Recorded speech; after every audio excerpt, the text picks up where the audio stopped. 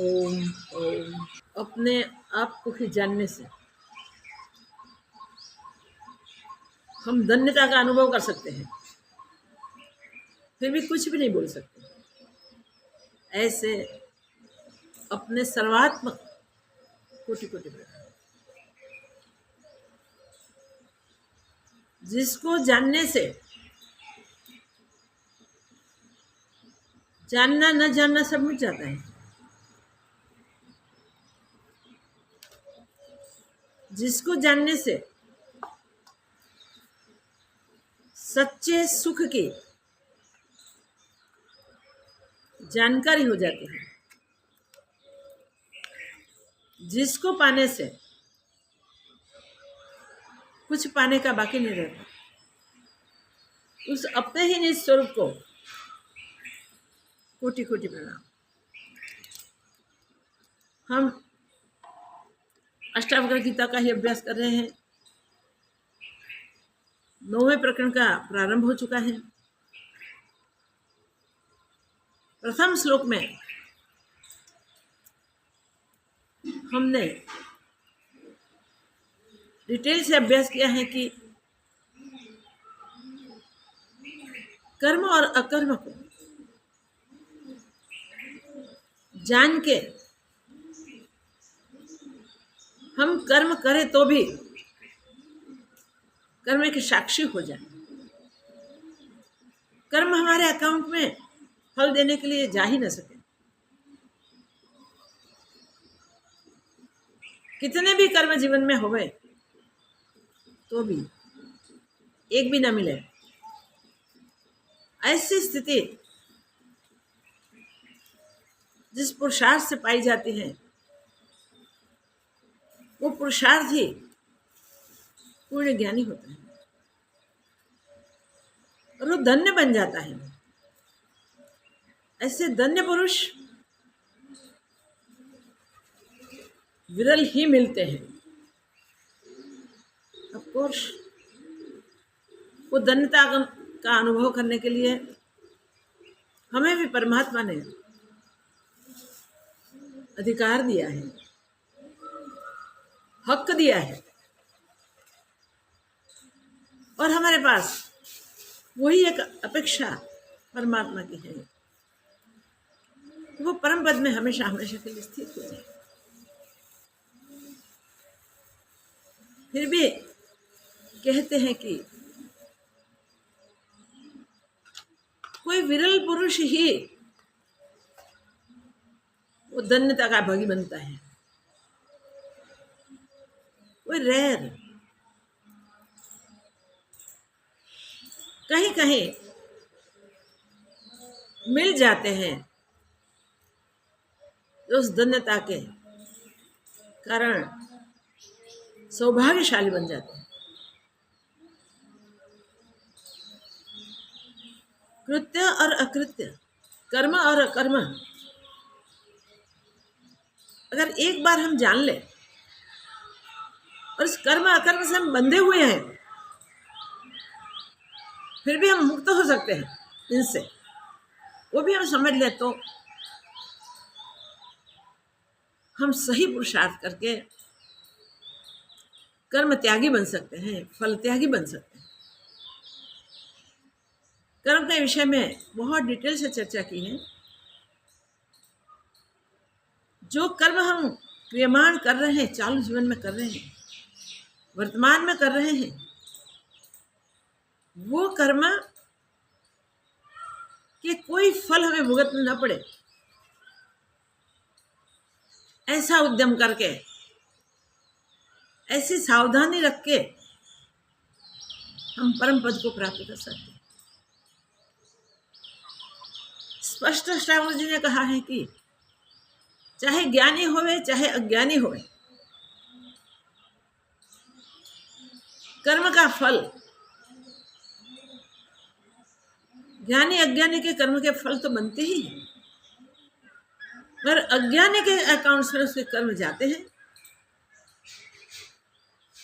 जो आगे जब परिपक्व हुए तब उसके फल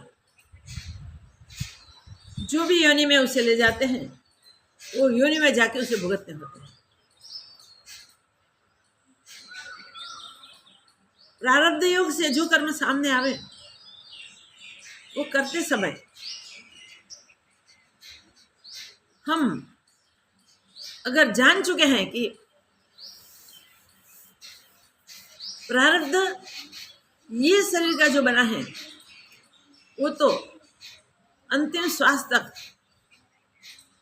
रहेगा ही, उसको भुगतना है, खत्म करना है। मगर प्रारब्ध भुगतते समय जो कर्म हम करते हैं वो कर्म से हमारा जुड़ना न रहे, वो कर्म में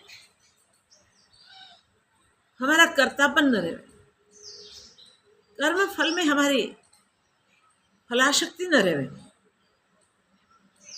और जल कमलवत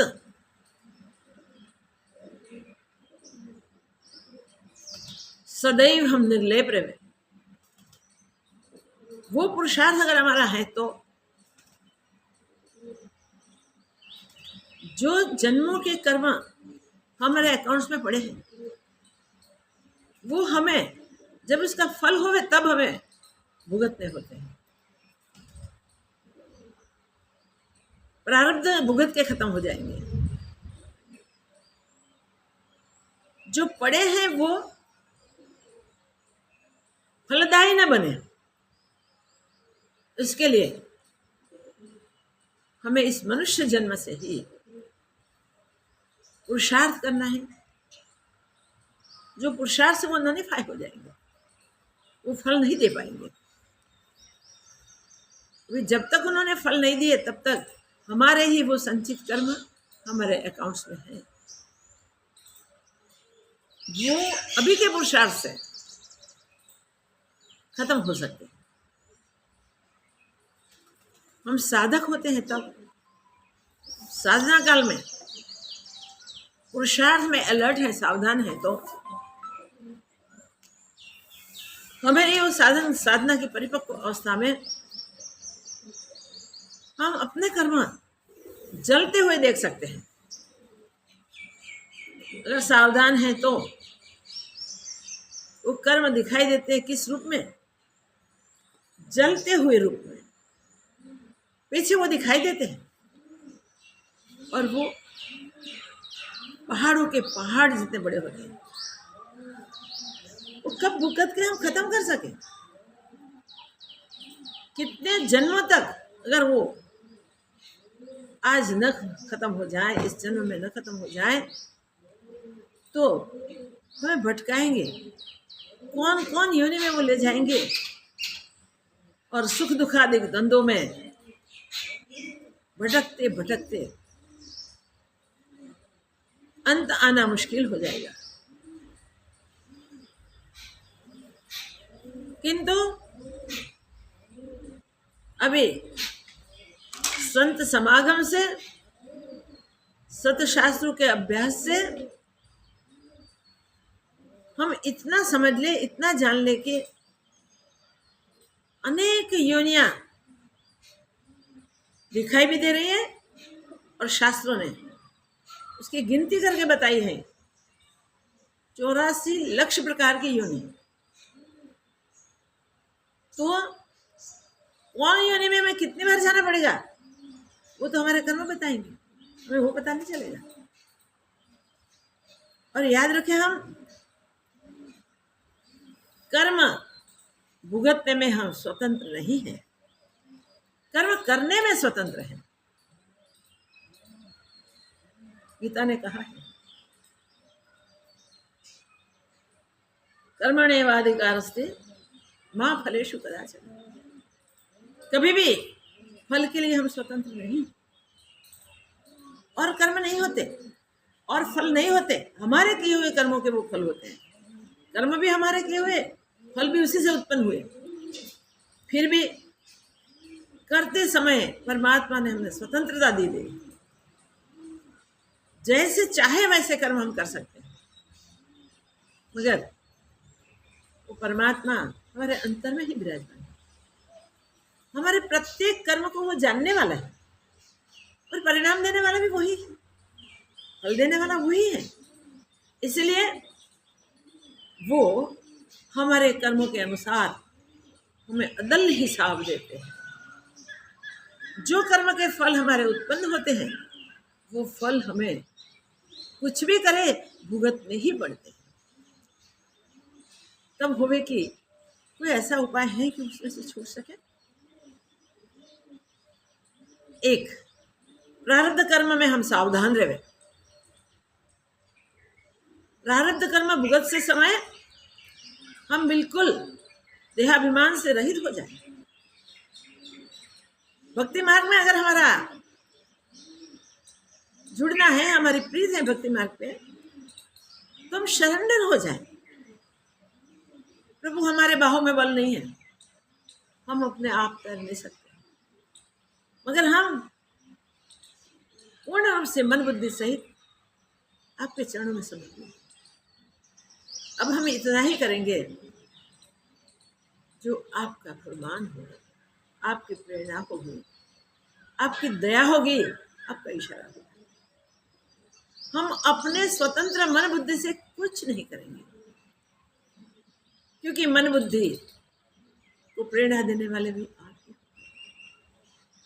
हम सदा शरण हैं, हमें संभाल लीजिए, हमें अब बचा लीजिए, हमें निभा लीजिए प्रभु। हे भगवंत, इसके लिए सावधान रहने के लिए भी हम इतने काबिल नहीं हैं।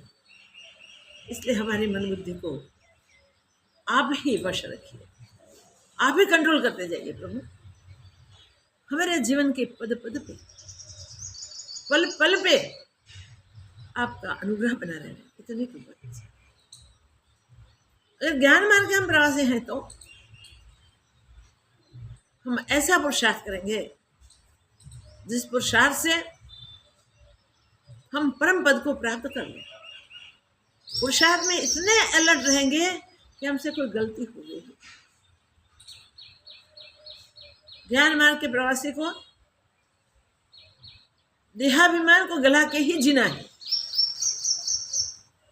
देहाभिमान गल जाएगा तो कर्तापन कहां से रहेगा, भुक्तापन कहां से रहेगा। और कर्ता भुक्तापन नहीं है तो जो प्रारब्ध के खेल से सामने कर्म आते हैं वो कर्म करते हैं, जो भोग आते हैं वो भुगतते हैं, तो भी वो हमें बंधन करता नहीं बन सकते, क्योंकि हम बचते ही नहीं। ज्ञान में एक हम बहुशाम की भावना है। ज्ञान में एक ही निश्चय है, सर्वखिल विदम ब्रह्म। ब्रह्म ज्ञान में अन्य कुछ आता ही नहीं, अनन्य ही रहता है। ऐसे अनन्य भाव से प्रारब्ध को खत्म करने के लिए जो भी कर्म करने पड़े वो करते करते भी हम अकर्ता रहेंगे, हम सावधान रहेंगे, हम अलर्ट रहेंगे। तो फिर ऐसे सावधानी के कारण जो प्रारब्ध है वो भुगत के खत्म करेंगे, क्रियमाण में कर्तापन नहीं करेंगे, और ज्ञान हो जाने के कारण संचित में हमारापन नहीं रहेगा। मैं और मेरा सदा सदा के लिए मिट जाएगा। इसलिए ब्रह्मार्पण बुद्धि से ही व्यवहार होता रहेगा। अगर ब्रह्मार्पण हो जाए अपने प्रत्येक पल, अपने प्रत्येक व्यवहार, तो हमें ब्रह्म ही है, कहीं और जाएगा ही नहीं, कहीं आना भी नहीं है, कहीं जाना भी नहीं है। तो ये कर्म में सावधान जो रहता है वो कैसा होता है, उसे कोई द्वंद्व को भुगतने नहीं होते। कृता कृते च द्वंद्वानि कदा शांतानि कश्यवा। यहाँ तो श्लोक वो कहता है, सब वो कहता है, कभी किसी के भी शांत हुए हैं? चाहे कृत अभी जो करते हैं वो, कृता अकृता, पूर्व के कर्म जो है पड़े नहीं करते हैं उसको अकृत कहते हैं, ऐसा नहीं है।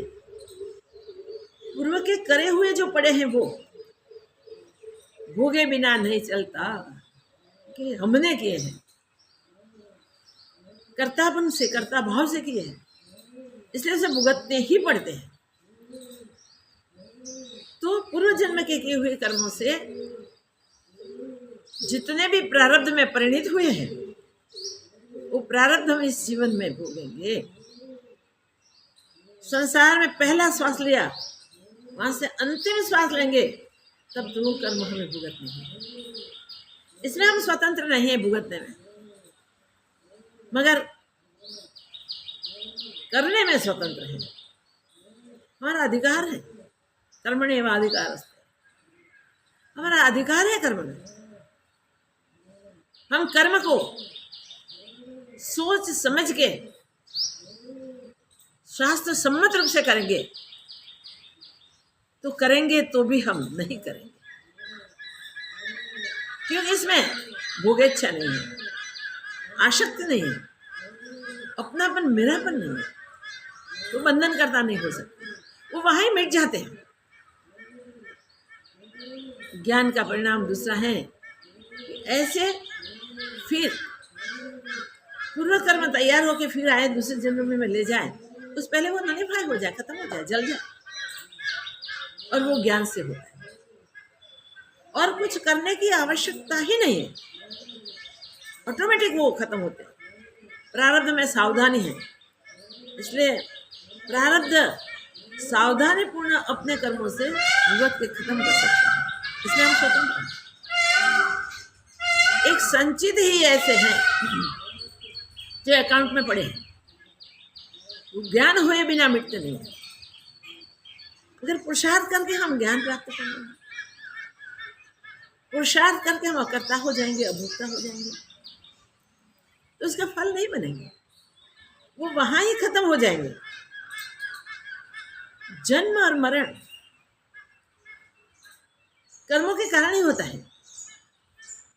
जब कर्म ही न रहे तो कौन सा जन्म, कौन सा मरण, कौन सा योनि में भटकना, भवाटवी से भटकना ही छूट जाएगा। याद रखिए, सुख दुखादि द्वंद हमें सता ही नहीं पाएंगे। अकेले सुख दुख नहीं, कई द्वंद हैं, सारे द्वंद मिट जाएंगे। हम विवेक पूर्ण हो जाएंगे, आत्मा अनात्मा का विवेक हमारा हो जाएगा, सत्य असत्य का विवेक हो जाएगा, नित्य अनित्य का विवेक हो जाएगा, भले बुरे के भाव मिट जाएंगे, विवेक जग जाएगा, और विवेक से वैराग्य हो जाएगा। फिर जगत में कहीं भी आकर्षण नहीं रहेगा, विवेक से ही वैराग्य होता है, विवेक बिना वैराग्य नहीं होता। ये विवेक जग जाएगा, सारे द्वंद मिट जाएंगे, तो द्वंद्वातीत हो जाएंगे हम। और द्वंद्वातीत हो रहे हैं, यहाँ अष्टावक्र जी कहते हैं, जनक एवं ज्ञात्वेह निर्वेदात भव, ऐसा जान के ये दुखदायी संसार जिसको सत्य माना था, इसे वो दुखदायी था, वो भी ब्रह्म रूप दिखेगा, उसमें भी भिन्न भिन्न नहीं रहेगी, उसमें भी अज्ञान वहां नहीं टिकेगा। ज्ञान सबर पूर्ण ब्रह्म ही तुम्हारी अनुभूति हो जाएगी। करना ये है, हम करते क्या है, हम अपनी जांच करें, सब अपने अपने जांच करें। एवं ज्ञात्वेह निर्वेदात भव त्याग परो अव्रति, तुम्हें क्या करना है इसके लिए, ऐसे होने के लिए त्याग परायण हो जाओ, सब कुछ त्यागते जाओ, त्यागते जाओ, त्यागते जाओ, त्यागते जाओ। ये द्वंद्वातीत होने के लिए, द्वंद्वों से अतीत होने के लिए, सुख दुख से परे होने के लिए क्या करना है, विवेक जगाना है, और विवेक से त्याग होता है। संसार को ऐसा बंधनपूर्ण जान के, जब वहाँ कर्तापन है, भोक्तापन है, मेरापन है, तो बंधन कर्ता बन ही जाता है। ऐसा जानने के बाद इस संसार का ही त्याग करो। त्याग करना उसका मीनिंग वो नहीं है कि संसार में से भाग जाना, कहीं नहीं भाग पाएंगे। जहां जाएंगे वहां संसार होगा। वन में भाग के चले जाएंगे हम कि वहां शांति होगी, वहां और कोई मुझे डिस्टर्ब नहीं करेगा, तो वन में वृक्ष कुछ न कुछ उपाधि करेंगे, जंगल में रहने वाले प्राणी उपाधि करेंगे, पक्षी चींची करके डिस्टर्ब करेंगे, कुछ ना कुछ होगा। वहां भी संसार है। वन का संसार वन की तरह है, जगत का संसार जगत की तरह है। जहां जाएंगे वहां संसार तो रहेगा ही रहेगा। तो त्याग क्या करना है, विवेक क्या करना है? विवेक सत्य असत्य के बीच हुआ है। तो असत्य जो हमारे चित्त में सत्य होके बैठ गया है, उस चित्त की स्फुरण अवस्था जिसके कारण होती है, उसका त्याग करना है। चित्त को अचित्त करना है। चित्त चैतन्य ही है। हम उसे अगर जान लें, समझ लें, तो चित्त हमें कभी भी अपने रूप से हटने नहीं देता, क्योंकि स्वयं चित्त है, चैतन्य है। तो चैतन्य भाव ही उसमें उठेंगे, जगत भाव नहीं उठेंगे। वे जगत भाव उठने के कारण ही बंधन होते हैं। इसलिए अपने पराये का भाव होता है, मैं तुझे भेद होते हैं। ये जो अभेद स्वरूप अपना है, उसको नहीं जाना, तब तक ये स्थिति है। जब जान लेंगे तो स्वाभाविक त्यागने योग्य का त्याग हो जाएगा, ग्रहण करने योग्य ग्रहण हो जाएगा। फिर ग्रहण और त्याग दोनों से तुम परे हो जाओ। निरक्षर न्यायवत हम ऐसे समत्व स्थिति को प्राप्त कर लेंगे कि ऐसा विवेक जग जाएगा कि त्याग करना भी न पड़े। इनिशियली लगेगा कि त्याग कर रहे हैं हम, और गुरुदेव इसके लिए आज्ञा करते हैं कि अब तक जन्मों के संसार से हमने ग्रहण ही किया है, पकड़ ही की है। तो इस सारी पकड़ों को छोड़ने के लिए हमारी जहां जहां पकड़ है वहां से हम उसका त्याग करें, उसको छोड़े। तो त्याग परायण हो जा। क्या कहते हैं? त्याग परायण हो जा। त्याग कर ले भाई, और त्याग परायण होके और क्या करना है? त्याग तो किया तुमने, कहते त्याग परायण हो जा और अव्रती हो जा, व्रत रहित हो जा। तुझे कुछ करने की जरूरत नहीं, कोई व्रत करने की भी जरूरत नहीं, कोई पाठ करने की भी जरूरत नहीं, जप तप तीर्थ वो भी जरूरत नहीं। ये सब किसके लिए? साधना की शुरुआत की अवस्था में ये सब है। सर्व ब्रह्म का निश्चय करने के लिए, सर्व में परमात्मा देखने के लिए जब तक वो अभ्यास न हो जाए तब तक ये किया जाएगा। मगर याद रखो, व्रत में भी ध्यान नहीं रहेगा, सावधान रहे। व्रत में भी हमारा ध्यान नहीं रहेगा। क्यों नहीं रहेगा? हमारा कोई लोभ छूटता होगा, स्वार्थ टूटता होगा, तब हमारा ध्यान उसमें नहीं रहेगा। जब करते कहाँ जब छूट जाएंगे पता नहीं चलेगा। भगवान के साथ जुड़ गए हैं, आपने व्रत लिया है, भगवान के दर्शन किए बिना मैं जल भी नहीं पीऊंगा। कभी आप बाहर निकले, आपके इष्ट का मंदिर आपको कहीं भी नहीं मिला, आप दर्शन नहीं कर पाए।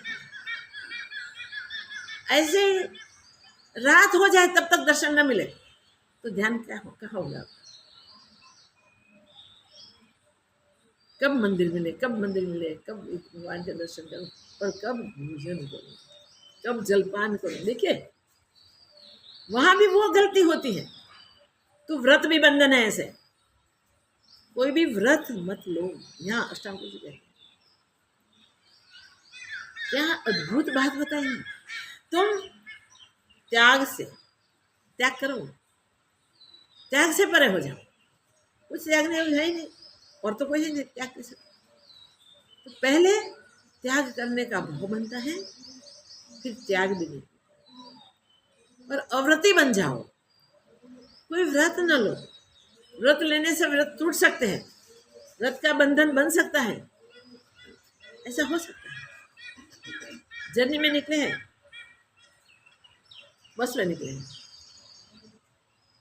बस में आपने सुबह से तो कुछ लिया नहीं है, पानी भी नहीं लिया है, क्योंकि इसके दर्शन के लिए नहीं होता, और वहाँ ईश्वर का मंदिर नहीं है जहाँ से आप निकले वहाँ, तो क्या करें? रास्ते में जहाँ मंदिर मिलेगा वहाँ दर्शन कर लूँगा, फिर जलपान भी कर लूँगा, और नाश्ता में डिब्बा साथ में रख लिया, नाश्ते का डिब्बा भी साथ में ले लिया, खाने पीने का इंतजाम करके निकले। मगर पहाड़ी एरिया जहाँ निकले हैं वहाँ कुछ किलोमीटर पहुंचे बिना तो मंदिर ही ना मिले। ढूंढते ढूंढते ढूंढते ढूंढते ड्राइवर को कहते रहते, कहीं मंदिर दिखे ना तो मुझे भगवान शिव जी के दर्शन करने, हनुमान जी के दर्शन, जो भी इसके इष्ट है उसके दर्शन करने हैं, रोक लेना गाड़ी जरा 5 मिनट। तो ड्राइवर ने बोला हाँ कर लूँगा। चलते चलते गाड़ी चली गई कहीं दूर तक, शाम के 6 बज गए, तब तक मंदिर नहीं मिला। 6 बजे के बाद थोड़ी दूर मंदिर दिखा, तो ड्राइवर को बोला ड्राइवर रोक लो ना, मुझे दर्शन करने हैं भगवान के, मैंने सुबह से खाना पीना कुछ नहीं लिया है, मुझे दर्शन करवा दो, मुझे पुण्य होगा। देखो क्या करते हैं जो, जिसके पुण्य भी नहीं पाप भी नहीं बनते, ऐसे अद्भुत अधिकार वाले हम अब किसी को आज ही कर तुम्हें पुण्य बनेगा। भाई क्या बात करते हो? व्रत था, नियम लिया था कि दर्शन के लिए नहीं पाऊंगा, तो क्या हुआ? वो ड्राइवर को कहना पड़ा, और भगवान के पास जाके प्रार्थना करते हैं, जो स्तुति स्तोत्र करने होंगे वो करते हैं, और थोड़ी देर में देखते हैं ड्राइवर ने गाड़ी नहीं चालू कर दी, ड्राइवर ने गाड़ी चालू नहीं कर दी, कहाँ भगवान में ध्यान रहा, कहाँ दर्शन का लाभ हुआ? इसीलिए ऐसे व्रत भी न लो कि जो टूट जाए।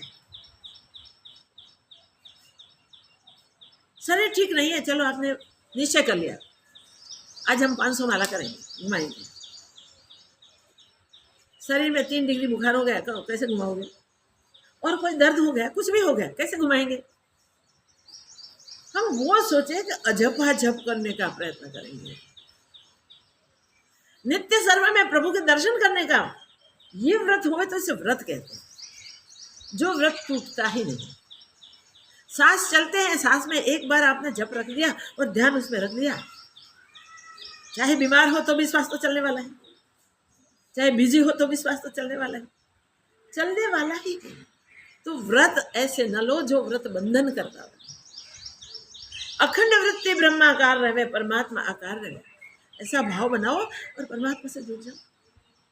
करना जो है वो हमारी बुद्धि नहीं पहुंचती, इसलिए नहीं कर सकते, और नहीं करना है वो कर लेते हैं। भगवान तो प्राप्त करना है सबको, और ऐसी इच्छा होती है इसलिए व्रत धारण करते हैं। तो व्रत टूट जाए तो कितना दुख होगा, ये दुख ना होवे, इसलिए अखंड परमात्मा का स्मरण करे होवे, उसमें हम परमात्मा के शरण रहे। हे प्रभु, हम अखंड आपके स्मरण में रहना चाहते हैं, हम अखंड आपके दर्शन में रहना चाहते हैं। आप कृपा करके हमें अखंड दर्शन दीजिए, अखंड हमारे श्वास सांस में, श्वास आप ही चलाते हैं, आपका नाम स्मरण बना रहे। ऐसे प्रार्थना एक बार कर लो, लग जाओ, क्योंकि जो भी कुछ है सारा संसार वो स्वयं परमात्मा बन के बैठा है, और तो कोई बन नहीं सकता। हम चाहें कि कुछ हम नया सर्जन कर दें, जीवंत सर्जन करना है हमें, क्या कर सकते हैं? नहीं कर सकते। एक चींटी नहीं बना सकते, दूसरी बात तो क्या करें, एक चिड़िया नहीं बना सकते, कुछ नहीं कर सकते भाई, और हम अपने आप को सामर्थ्यवान समझते हैं। कितनी गलती होती है हमसे, कितने हम व्रत नियम लेके भी पुरुषार्थ करना चाहते हैं, पुरुषार्थ करते हैं तो भी उसमें भी हमारी गलती होती है। तो वही है कि हमें तो हमेशा हमेशा के लिए अकर्ता रहना है। तो निश्चय करना है कि कर्म मन बुद्धि इंद्रिया से हो रहे हैं, मैं तो उसका ज्ञाता हूं, उसका साक्षी हूं, न शरीर में हूं, न मन बुद्धि इंद्रियादिक मेरे हैं, मैं तो शुद्ध चैतन्य आत्मा हूँ। एक बात अगर निश्चय से हो जाए तो न व्रत करना है, न कुछ त्यागना है, न ग्रहण है। ग्रहण त्याग कुछ भी नहीं रहता। क्या ग्रहण करोगे? दूसरा तो कोई है नहीं, किसका त्याग करोगे? त्याग करने जैसा कुछ बचा नहीं। ये निश्चय पे आने के लिए अष्टावक्र जी जनक महाराज को, जनक महाराज के अपने अनुभव की रजुआत पे ही यही बात दूसरे से समझा रहे हैं, अन्य रूप से समझा रहे हैं, वही रूप से समझाते हैं ऐसा नहीं है। तो यहाँ स्पष्ट कर दिया, एवं ज्ञात्वे हो, इस प्रकार जान के इस संसार को ब्रह्मरूप जानो, अगर तो झूठा जान, ऐसा जान के निर्वेदात भव, क्या बढ़िया बात। और त्याग परो अवृत्ति, मैं कुछ करना नहीं, अवृत्ति हो जाओ, त्याग परायण हो, मन में कभी किसी से मेरापन हो गए इस प्रकार का।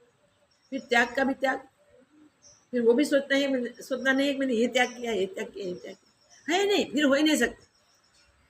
एक ब्रह्म दृष्टि करके, एक ब्रह्म निश्चय करके न त्याग भी बनता है, न ग्रहण भी बनता है, न कोई व्रत उपासना आदि रहता है, स्वाभाविक चलता है, स्वाभाविक चलता है, स्वाभाविक चलता है। और श्वास श्वास से जब करते हैं, रात को सोते हैं तब जब चालू होते हैं, और हम निंद्राधीन हो जाते हैं, तब हमको पता नहीं हमारा जब चालू नहीं है, तो सुबह उठते हैं तब जब चालू होते हैं। इसका मीनिंग वो है कि आपने श्वास की माला में अपना चित्त एक बार ठहरा दिया और चैतन्य ने संभाल लिया। आपको कुछ करना नहीं है, जो पाना है उसके लिए हम व्रत करते हैं, व्रत में विक्षेप हो सकता है, अव्रती भव। आप व्रत मत करो, निश्चय नहीं करो मुझे इतना करना, इतना करना, इतना करना, करते जाओ, करते जाओ, करते जाओ, रुको ही नहीं, रुको ही नहीं, होता जाएगा। फिर करना नहीं पड़ेगा। आगे के श्लोक में, अब दूसरे श्लोक में हम जाते हैं, इसमें बहुत स्पष्ट करके कश्य अपि तात धन्यश, हे तात, हे पुत्र, देखिए जनक महाराज पे कितने प्रहार किए हैं, कितने आक्षेप किए अष्टावक्र जी महाराज ने, फिर भी जिसके निश्चय में द्वैत है ही,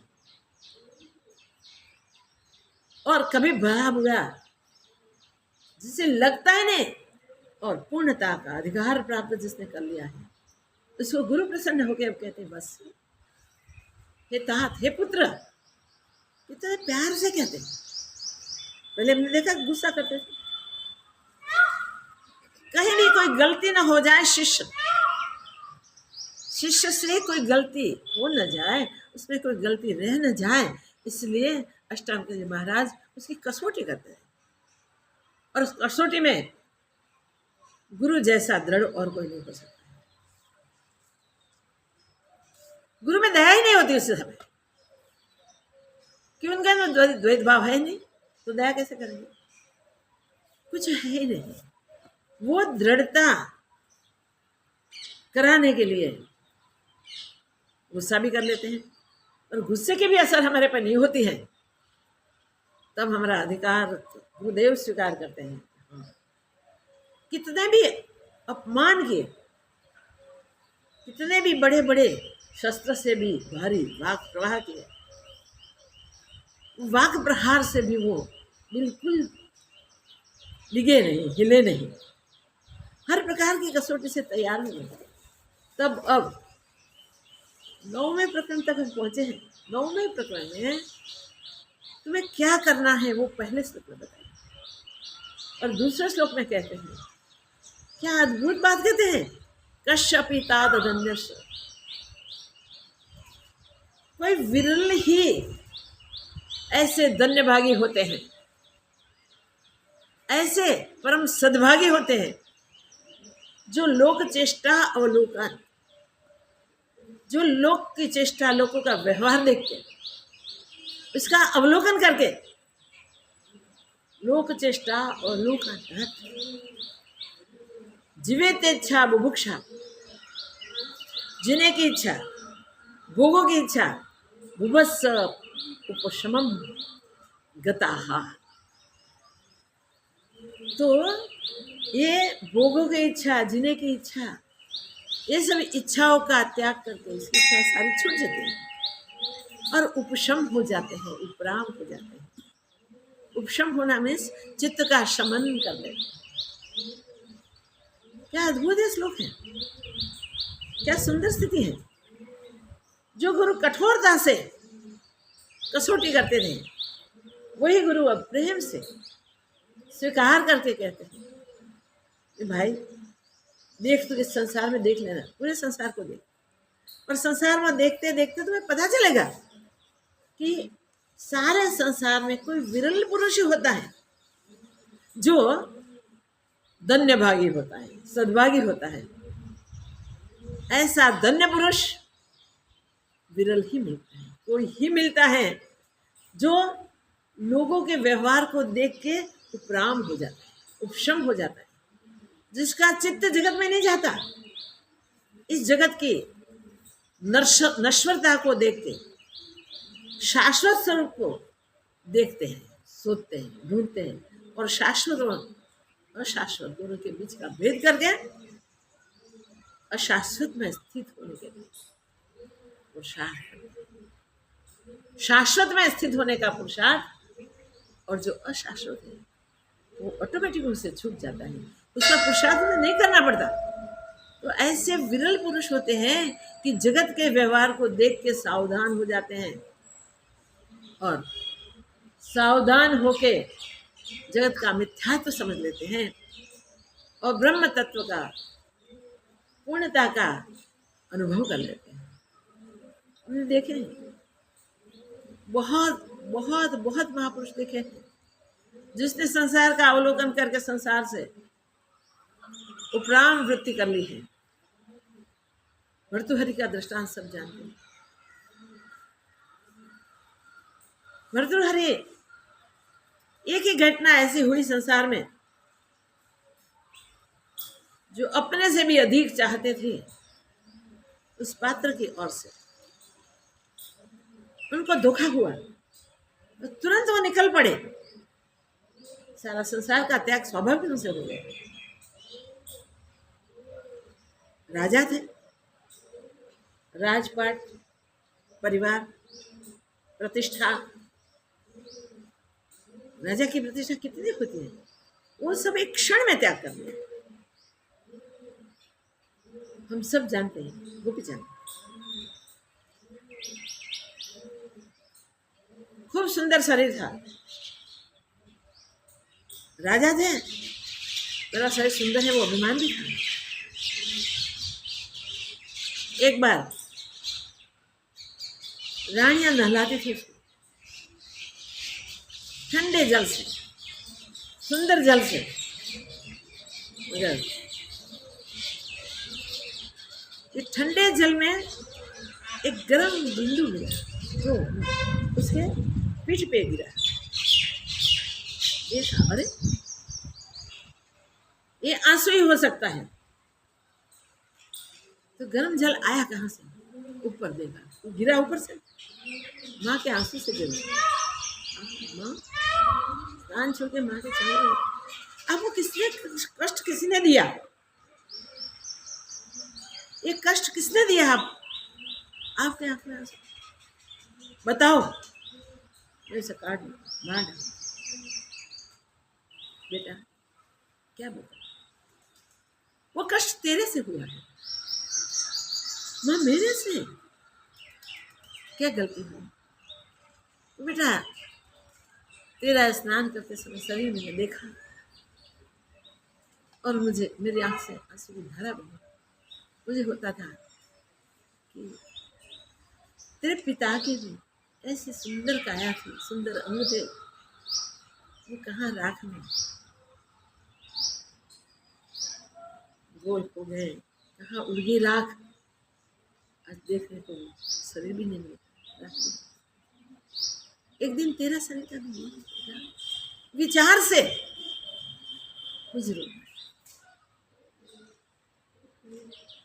बेटा क्या करना चाहिए? इस शरीर से अजर अमर भी हो सकते, इसी क्षण सब कुछ छोड़ के निकल पड़े। कोई व्रत नहीं लिया, कोई और विचार नहीं किया जिससे मां को कष्ट हुआ है। इतनी भारी गलती मुझसे होती है, जीवन शेष है तो गलती सुधार लो। यही निश्चय से वो निकल गया। संसार का अवलोकन एक ही घटना में क्यों नहीं होता? और सारा संसार का अवलोकन करें फिर भी हम ऐसे रहे तो वो कठोर दिल वाले हम पिघल ना सके तो भटकना पड़े जन्मों तक, एक जन्म से दूसरे, दूसरे से तीसरे, और हमारे कर्म को ही फल भुगतने के लिए, और कोई कारण। हम सावधान हो जाएं। अभी भी हाथ में चांस है, मनुष्य जन्म है, चाहे एक पल क्यों नहीं है। खटवांग राजा इंद्र को पूछते हैं आयुष्य कितना है? देवताओं ने देख के बताया बस इस घड़ी। वो देवताओं के लिए, राक्षसों युद्ध करने के लिए स्वर्ग में गए थे, कितने समय बीत गया था पता ही नहीं रहा था स्वर्ग में। मगर जब याद आया और नीचे मृत्युलोक में आने के लिए सोचा तब पूछा कब मेरी आयु कितनी है? क्षण भर जो चालू है, क्षण इतना ही है। अच्छा, उसी समय सवार हो रहे थे घोड़े पर, बस पेंगड़ी पर और ब्रह्म उपदेश। उसी समय ब्रह्म का ज्ञान हो गया। देखो उपदेश हो गया। क्या उपदेश? बस एक क्षण भंगुर आयु, इतनी क्षण ही तेरे हाथ में। समझ लिया कि हाँ ये क्षण भंगुर आयु, क्षण तो है ना, ब्रह्म को निश्चय कर लिया और शरीर छूटते ही अजर अमर हो गया। देखिए बलि राजा क्या क्या दृष्टांत दे, कितने भोग भोगे। त्रिलोकी का राजा, त्रिलोकी का निरीक्षण करते करते, अवलोकन करते करते दीर्घ काल व्यतीत हो गया था, पर शांति न मिली। ऐसा एक विचार मन में आया, वृत्ति उपराम हुई। शांति कैसे मिले, ऐसे जिज्ञासा जगी, और जिज्ञासा के कारण जो यज्ञ उन्होंने प्रारंभ किया, वो यज्ञ में उन्होंने व्रत लिया। व्रत बंधन करता है, ध्यान रखिए। व्रत लिया कि जो अर्थार्थी मेरे पास आएगा उसका सब अर्थ में पूर्ण करूंगा, जो लेने के लिए आएगा वो मैं दे दूंगा। भगवान को जाना पड़ा क्योंकि ये शांति ढूंढ रहा, विश्रांति ढूंढ रहा था, और विश्रांति तो स्वरूप में ही। व्रत को भंग करवाने के लिए ये देखिए अव्रती हो जाए, व्रत नहीं करना है, मगर व्रत लिया और उसका व्रत का भंग कब हो सके? तीनों लोक का अधिपति कुछ भी मांगो दे दे, उसमें न देने के लिए कुछ था ही, अदेयी कोई चीज नहीं थी उसके संसार में। भगवान ने 3 कदम जगे, बटुक होके गए। गुरु ने रोका नहीं, भले ये नारायण है, ये ठग है, वेश पलट करके आए हैं, तो तेरा सर्वस्व ले लेंगे। मना मन निश्चय कर लिया कि अगर नारायण आए हैं तो सर्व कुछ देने में क्या उपाधि? थोड़ी सी सोच करें, समझ करें तो नारायण क्या देख सकते हैं? नारायण नारायण रूप दे सकते हैं, जिसके लिए तो मनुष्यता नहीं है।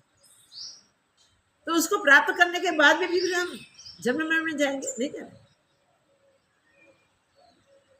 अंजलि में बोले कि जल दे दो, गुरु भ्रमर होके उस जल की जारी में बैठ गए, पानी न निकले। भगवान ने दर्भ की सली ली, फट गए, आंख टूट गई, फूट गई, और जल देके बलि से संकल्प करवा दिया। जो ऐसा अभ्यासी होता है, जो दृढ़ निश्चय होता है, इसको त्यागने में कोई फिक्र नहीं, और त्यागने जैसा कुछ उसके लिए रहता नहीं। अदेह कुछ नहीं होता उसके लिए। व्रत लिया तो ऐसा व्रत ले कि जिससे पूर्णता में पहुंच जाए, मगर व्रत न लेवे तो पूर्णता प्राप्त हो सकते, तो व्रत करने की क्या जरूरत है। अष्टावक्र जी कहते हैं अब व्रत नहीं करना है, व्रत नहीं लेना है। बलि राजा जैसे हम हो जाएं तो कितने बढ़िया है।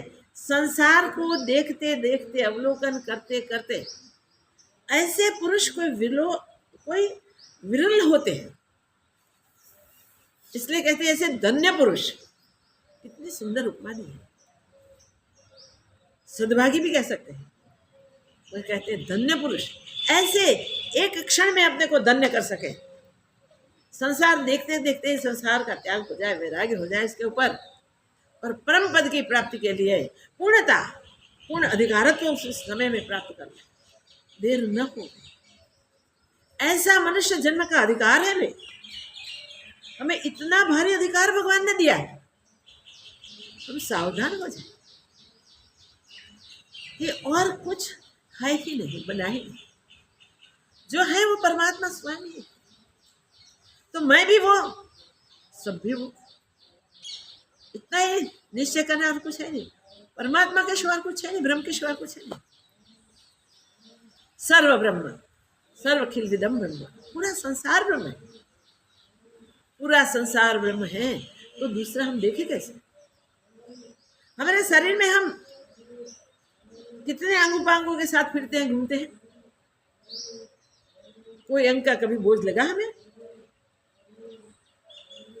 कोई अंग में हमें भिन्नता दिखाई दी? कितने रोम है शरीर में, मगर गिने कभी हमने? रोम ने कभी हमें बोझ दिया? हमारे शरीर को कुरूप बनाया। इतने सारे रोम सहित कितने अंग उपांग, नक्शे देखो पता चले कितने अंग उपांग, अंदर बाहर सब अंग वर्क कर रहे हैं, मगर हम शरीर को एक समझते हैं। देखिए, शरीर कहते हैं हमें नख सीख उसका अंदाज आता, ऐसे ही ब्रह्म कहते ही हमें नख सीख ब्रह्म स्वरूप की अनुभूति हो जानी चाहिए। ऐसी दृढ़ता होनी चाहिए। वो दृढ़ता से ही हम इस जीवन को सफल कर सकते हैं। दृढ़ता करने देर क्या? जहां अंधेर है वहां देर है, जहां अंधेर नहीं वहां देर भी नहीं। सावधान हो जाने की जरूरत है। जरा सा इतना हो जाए, संसार को देखते देखते, अवलोकन करते करते, जिसकी जीने की इच्छा मिट जाए, शरीर में रहने की इच्छा मिट जाए, जिसके भोग भुगतने की इच्छा मिट जाए, जीने की भी नहीं इच्छा और भोगादि की भी इच्छा नहीं, उनकी वृत्तियां सदैव ब्रह्माकार बन जाती हैं, तो तुम ऐसे हो जाओ कि क्षम हो जाओ, वृत्तियां शांत हो जाए। चित्त की वृत्तियां विषयाकार होती है, उस चित्त से ही उपशम हो सकते हैं। तो चित्त से उपशम हो जाए, चित्त को चैतन्य आकार कर देता है, चित्त चैतन्य रूप बन जाता है, तब वृत्तियां का समूह वही तो चित्त है। आप भी आप चैतन्य बन जाते हैं, चैतन्य अनुभव में आते हैं, तो ब्रह्म ही है, ब्रह्म के सिवा कुछ है। ये सावधानी रखने की बहुत जरूरत है। ये श्लोक में सब कुछ कह दिया है, करना कुछ नहीं है। यहाँ तक तो ये करना चाहिए, वो करना चाहिए, ये करना चाहिए, सब जनक महाराज को कहा है। और जनक महाराज को जन्म मरण के चक्कर में जाओगे ऐसा भी बोल दिया है, जाओ 84 के लक्ष्य में जाओ, ऐसा भी गुस्सा करके कह दिया है। अब पक्का निश्चय कर लिया कि नहीं, जगन्नाथ ने अपने चित्त को चैतन्य बना दिया। वो द्वैत ब्रह्म से ऊपर उठ गया है, इसका द्वैत ब्रह्म हमेशा हमेशा के लिए द्वैत। अद्वैत का निश्चय है, उसके सुख दुखादि के द्वंद्व कभी उठते ही नहीं, होते ही नहीं, कभी उसे सुख दुखादि दिखते ही नहीं। न सुख है न दुख है, ऐसा अपना खुद का स्वरूप है जहां न सुख स्पर्श कर सकता है न दुख स्पर्श कर सकता है। तो ये जो अपने स्वरूप की प्राप्ति अनुभूति के लिए हमें अवलोकन करना है, किसका? संसार का। बाहर जाने से अनुभूति हो जाएगी ऐसा नहीं है, संसार का अवलोकन करना है। और अवलोकन करते करते हमारी जिजीविषा मिट जाए, कितनी बड़ी बात। जीने की इच्छा ही छूट जाए। अगर जीने की इच्छा रह गई तो जन्म जरूर है, और जन्म जरूर है तो गर्भ यात्रा जरूर है, गर्भवास जरूरी। और गर्भवास में जाएंगे तो गर्भ के कष्ट सहने ही पड़ेंगे। गर्भ में गए तो वहां तो और कुछ है नहीं, कीचड़ के सिवा दूसरा कुछ नहीं है। मल मिष्टा का स्थान है, वहां खून परु आदि भरे हुए हैं। वो भरे हुए माँ के उदर के गड्ढे में 9 मास तक रहना है। इस गंदगी के कारण नहीं हम आंख खोल सकते हैं, न मुंह खोल सकते हैं, हम न श्वास भी इस प्रकार खुले ले सकते हैं। हमारा सब कुछ भरण पोषण नाभि से होता है, और माँ से वो जुड़ान है। कैसा कष्ट! अंधेरी कोठरी में हाथ पैर बांध के किसी को हमने फेंक दिए, 1 घंटा नहीं रह सकते। 9 मास तक ऐसी हालत में रहना है। पुकार तो करते हैं उसी समय के, प्रभु छोड़िए छोड़िए छोड़िए। कष्ट आते ना तब याद आता है उन कष्टों का परिणाम जो भी हमें भुगतना है वो भुगतना पड़ता है, क्योंकि हमने द्वैत ब्रह्म ही किया है, द्विधा ही की है, द्वंद्वों में ही फंसे हैं, द्वंद्वों से उपराम होने की कोशिश ही नहीं है। फिर जन्म के समय अति कष्ट होता है, अगर वाचा नहीं, बोल नहीं सकते। बच्चे को और माँ को दोनों को कष्ट होता है। माँ मोह से भरी हुई है, इसलिए बच्चा पैदा होने के बाद भूल जाती है क्या कष्ट, धीरे धीरे भूल जाती है। बच्चा बोल सके ऐसा हो जाए तब तक भूल जाता है, कुछ नहीं रहता। इसलिए वो कुछ कष्ट बता नहीं सकते, कह नहीं सकते। क्योंकि जन्म में इतना कष्ट है, जन्म पाना ठीक नहीं है। पहले तो माँ को भी कष्ट देता है और फिर स्वयं भी कष्ट भुगतता है, और फिर यही करते रहेंगे जन्मों तक। तो क्या होगा, क्या हाल होंगे, क्या परिस्थिति होगी। मृत्यु उसी समय, जन्म के समय ही घेर लेगा तो वह मर जाएंगे, मगर वासना तो बाकी है, संचित कर्म तो भुगतने के बाकी है। उसमें से प्रारब्ध हो जाएगा और उस प्रारब्ध के अनुसार दूसरी योनि में जाना होगा। जन्मों तक ये श्रृंखलाएं चली रहेगी, बनी रहेगी, अगर हमने लोक अवलोकन करते करते, संसार दर्शन करते करते सावधानी नहीं जगाई तो। इसलिए सावधानी जगाने के लिए कहते हैं, पहले तो सबसे पहले जीने की इच्छा छोड़ो, जीना ही नहीं। इसमें जी के क्या करना है, क्या लाभ है? अगर हम अब तक भी मनुष्य जन्म से जो पुरुषार्थ कर सकते वो नहीं किया है, तो क्या होगा हमारा? चिंतित हो जाओ सब कुछ छोड़ के, जीना नहीं है। अब सिर्फ एक ही करना है, अपने आप को पहचानना है। तो पहले जीने की इच्छा का त्याग करो, अब दूसरे शरीर में नहीं जाना है। अब कोई 2 या अनेक पैर की माता के गर्भ में नहीं जाना है। अब हमें अपने आप में ही समा जाना है।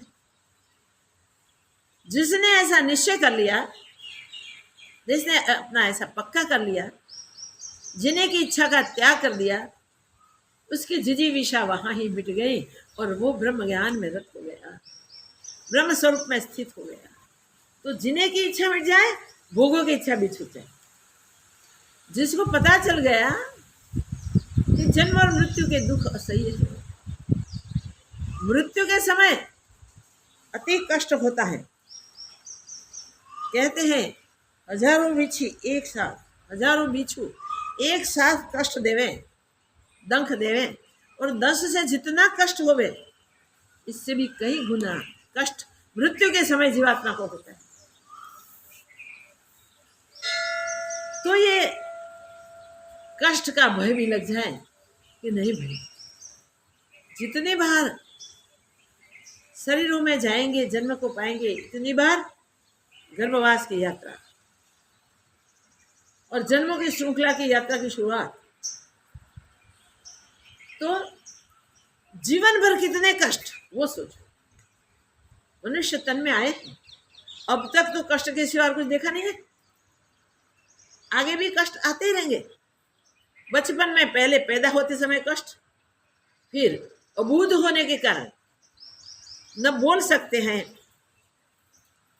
न कुछ कर सकते हैं, सिर्फ रोना ही आता है। दुख व्यक्त करना है तो भी रोना है, अपने सुख को भी व्यक्त करना है, किसी को कहना है तो भी कोई नहीं है, रोना पड़ता है। दुख सुख के प्रसंग याद भी नहीं रहते। बच्चे की मांग भगवान ने अपनी बाल्य अवस्था में बता दिया है, चंद्र को दे दो मुझे वो चाहिए। आकाश से चंद्र कौन दे सकता? माता पिता युक्ति करके दिखा देते हैं, प्रतिबिंब, बिंब तो नहीं मिलता। ऐसे हमारे पुरुषार्थ के बिना अज्ञानवश हम जो करते हैं, इससे हमें बिंब की अनुभूति नहीं होती, प्रतिबिंब में हम फंस जाते हैं और ब्रह्म का ये प्रतिबिंब सारा संसार, इसमें फंस के जन्म जन्मांतर भटकते हैं। छूटना है तो क्या करना पड़ेगा इसी जन्म में, और कल नहीं, परसों नहीं, अभी इस समय में हमें अपने चित्त को चैतन्य बना देना है। चित्त की सारी वृत्तियों को ब्रह्माकार कर देना है। जगत के दिखते हुए सुख सुख नहीं है, दिखते हुए दुख दुख नहीं है, इसलिए दुख और सुख दोनों से उपराम हो जाओ। और जगत ही मिथ्या है, जिसमें कहीं भी सुख ढूंढने को जाएंगे तो मिलने वाला नहीं है। ऐसा निश्चय करके तुम सत्य के साथ जुड़ जाओ, सत्परायण हो जाए, अपने आप से जुड़ जाओ और आपके स्वरूप का अनुभव कर लो। ये श्लोक का जो अधूरा है वो नेक्स्ट लेके फिर तृतीय श्लोक में चले जाएंगे। तो आज द्वितीय श्लोक भी अधूरा रहता है, उसे नेक्स्ट श्लोक में पूर्ण करेंगे। ओम पूर्णमदः पूर्णमिदं पूर्णात् पूर्णमुदच्यते पूर्णस्य पूर्णमादाय पूर्णमेवावशिष्यते। ओम शांति शांति शांति। श्री सद्गुरुदेव कश्यपितात धन्यस्व। ऐसा धन्य पुरुष कोई विरल ही होता है, ऐसा सौभाग्यवान पुरुष कोई विरल ही होता है। उस विरल में हमारी गिनती हो जाए, वैसा हमें पुरुषार्थ करना है। परमात्मा की कृपा से सबका वो पुरुषार्थ फलित हो जाए। जय हो, मंगल हो।